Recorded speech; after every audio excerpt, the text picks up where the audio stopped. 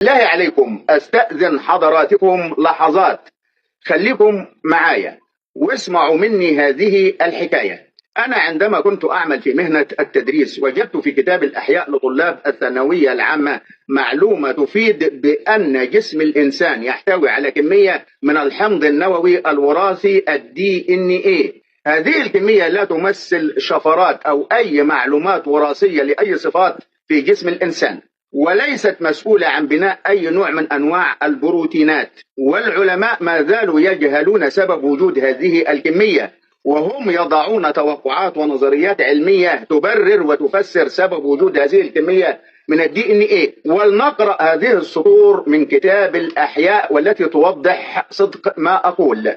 نقرأ هذه السطور: وربما كان بعض DNA الذي ليست له شفرة يعمل على أن تحتفظ الصبغيات بتركيبها، كما اتضح أن بعض مناطق DNA تمثل شفرات إلى الأماكن التي يبدأ عندها بناء mRNA، وهذه المناطق تعتبر هامة في بناء البروتين. وأنا بعتبر أي توقع أو أي نظرية علمية لم تتأكد بعد ما هي إلا اجتهادات فلسفية. وذات يوم كنت في حصة لطلاب الصف الثالث الثانوي وبشرح هذا الدرس، وخطر على بالي قول الله سبحانه وتعالى: في أي صورة ما شاء ركبك. وساعتها أنا قلت للطلبة: يجوز كمية DNA التي لا تمثل معلومات وراثية للإنسان، إنما هي تمثل معلومات وراثية لكائنات أخرى، وربنا سبحانه وتعالى معطل هذه الوراثة داخل الإنسان، والله سبحانه وتعالى له في ذلك حكمة، لأن الله يقول في أي صورة ما شاء ركبك. يعني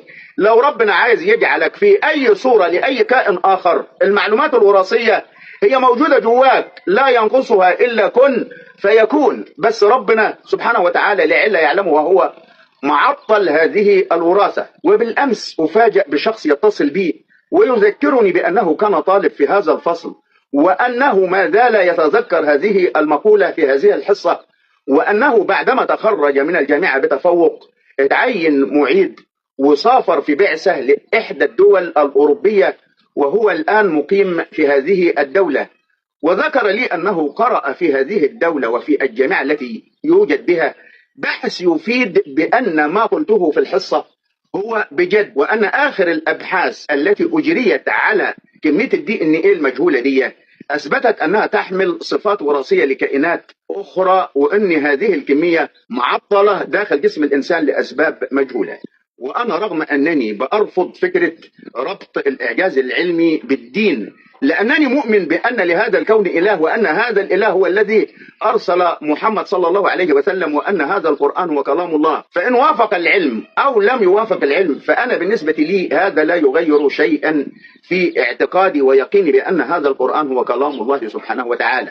ولكن رغم رفضي أعلم جيدا أن القرآن فيه أسرار كثيرة، وأن القرآن كلام فيه نوع من الإعجاز لا شك في ذلك. ولكن سواء وافق هذا الإعجاز العلم أو لم يوافق، فإنه لا يغير في اعتقادي وفي يقيني شيء.